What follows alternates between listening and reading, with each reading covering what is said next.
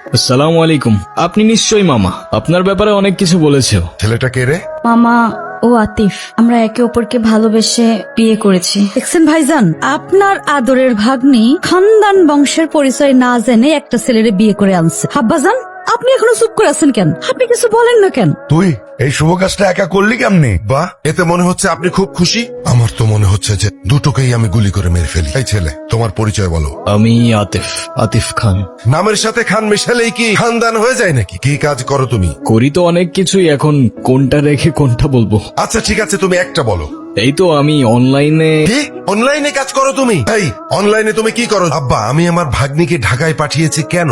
লেখাপড়া করাতে, তাই না? ও বড় বড় ডিগ্রি নিয়ে আসবে, সনদ নিয়ে আসবে। ও কি এনেছে? ও বাড়িতে একটা বনশিয়াল নিয়ে এসেছে। ছে! তুমি কিছু মনে করো না, আমার ছেলেটা ওর মায়ের মতো একটু বেশি রাগী, তাই মাঝে মধ্যে ওরে আমি আপ্পাগল বলি।